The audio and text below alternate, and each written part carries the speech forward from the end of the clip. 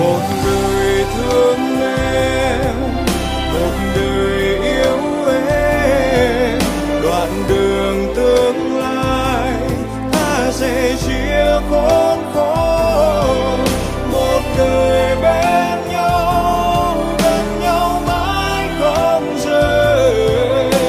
Tình yêu của anh chỉ là như thế. Một đời cho ta, một đời đi qua cùng nhau. Về sau dù dần dần buồn vui phong ba sóng gió, hãy nở nụ cười mà em xứng đáng. Phần đời còn lại để anh lo toan, muốn lối dẫn ta về chung một đời thanh thản.